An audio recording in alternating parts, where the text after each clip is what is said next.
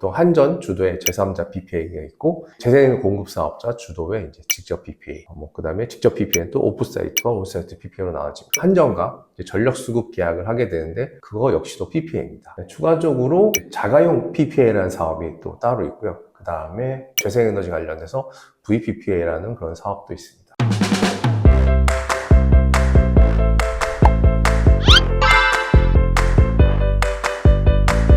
안녕하십니까. 기업의 탄소 중립을 위한 재생에너지 PPA 솔루션 전문 기업 위재입니다. 기업이 이제 재생에너지 전환을 해서 가장 이제 선호하는 수단이 PPA 제도라고 이제 여러 번 설명을 드렸었는데요. 실제 이제 PPA라는 단어 자체가 사실 상당히 이제 여러 군데에서 많이 사용이 되고 있습니다. 그래서 보통 이제 기업들이 용어에 대해서 많이 이제 혼동하시는 것 같아서 오늘은 이제 PPA에 대한 각 개념을 한번 정리하는 시간을 갖도록 하겠습니다. 해당 내용 관련돼서는 저희 위재 블로그로 작성을 해놨으니까 혹시라도 궁금하시면 저희 블로그에서 해당 글을 다시 한번 참고하시면 될 것 같습니다. 우선 이제 PPA라는 단어는 실제로 상당히 여러 군데에서 쓰입니다. 기업이 이제 재생에너지 도입을 하는데 있어서 활용하는 이제 PPA 제도가 있습니다. 또 한전 주도의 제3자 PPA가 있고 재생에너지 공급 사업자 주도의 이제 직접 PPA, 그 다음에 직접 PPA는 또 오프사이트와 온사이트 PPA로 나눠집니다. 두 번째로 많이 쓰이는 곳은 태양광 발전 사업 같은 재생에너지 발전 사업을 하는 경우 한전과 전력 수급 계약을 하게 되는데 그거 역시도 PPA입니다. 추가적으로 자가용 PPA라는 사업이 또 따로 있고요. 그 다음에 재생에너지 관련해서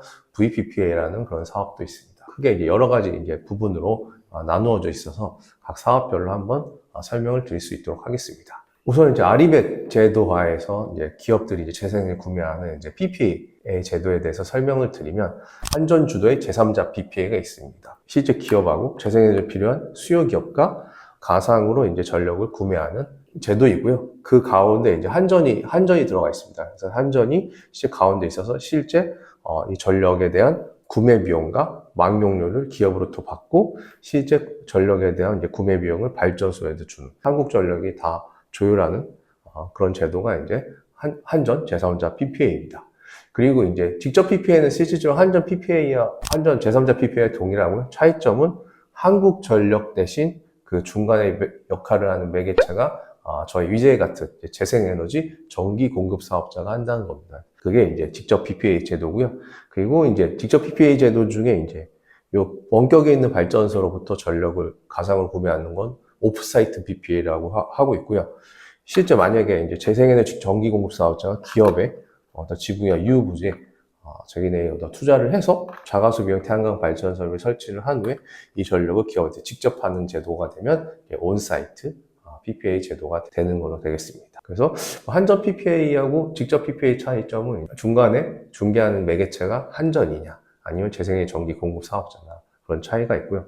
그 외에 추가적으로 재생의 전기 공급 사업자 아무래도 기업과 발전소 직접 발굴해서 매칭해준다는 그런 추가적인 그런 서비스도 진행을 한다는 게 가장 큰 차별성입니다. 그래서 한전 제3자 PPA보다 아직은 직접 PPA가 좀 더 인기가 많은 사업입니다. 이게 이제 보통 기업이 필요한 이제 재생에너지 도입과 관련된 PPA 제도 안에서의 PPA 개념. 일반적으로 재생에너지 발전 사업, 보통 이제 태양광 발전 사업을 많이 하십니다. 태양광 발전 사업을 이제 하게 되면 여기서 생산된 전력에 대해서 한전에서 SMP를 통해서 전력을 구매해 주시고 실제 재생에너지 발전소니까 이제 REC라는 게 이제 한국에너지공단에서 나오면 한국수력원자력 같은 발전 자회사한테 이제 팔게 되는 그런 구조입니다. 근데 실제로 태양광 발전 사업을 하시게 되면 이제 항상 이제 시공사들이 아마 전력 수급 계약을 해야 된다고 말씀을 할 겁니다. 한전에 전기를 팔기 위해서 계약을 하는 게 전력 수급 계약이고요. 요 단어 역시도 파워 퍼체이스 어그리먼트로 PPA라는 똑같은 단어를 그대로 사용을 하고 있습니다. 그래서 보통 이제 PPA라고 하면 태양광 발전 사업 같은 데서 이제 시공사가 일반적으로 얘기하는 한전하고 PPA 계약을 맺어야 전기를 팔 수도 있습니다. 이런 식으로 많이 하시거든요. 전력 수급 계약이라는 단어보다 PPA라는 말을 더 많이 보통 활용하기 때문에 보통 그걸로 많이 오해를 하시는 것 같습니다. 하지만 발전 사업에 있어서 전력 수급 계약 PPA와 재생에너지 이제 그런 제3자 직접 PPA 제도는 완전 동일한 단어지만 완전 방식과 제도는 다른 사업이라고 볼 수 있습니다. 우선은 PPA 제도와 일반 발전 사업주가 하는 PPA 제도에 대한 차이를 설명드렸습니다. 그 외에도 이제 추가적으로 PPA와 비슷한 단어가 많이 사용되는 경우가 있습니다. 네이버 같은 데 입력하시면 자가용 PPA라는 게 많이 나옵니다. 그 단어가 뭐냐면 자가용 PPA는 일종의 태양광 발전 사업이 아닌데 태양광 발전 사업 같이 하는 그런 겁니다. 그래서 실제로 이런 거는 기업이 하지는 않고요.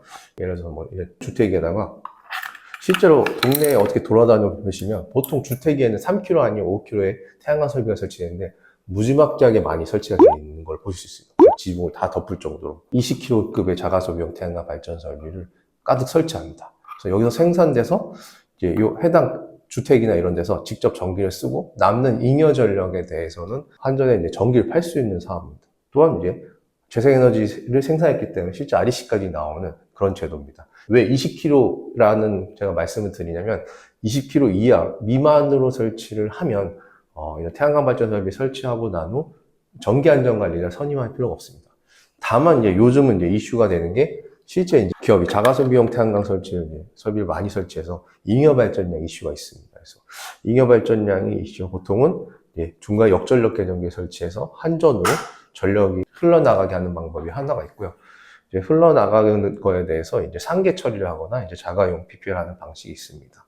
그래서 실제로 잉여 발전량이 이제 나가게 되면 한전에서 그 생산된 전력량에 대해서 똑같이 전력을 구매해주고 REC까지 발급이 되는 게 이제 자가용 PPA 제도라고 볼 수 있습니다.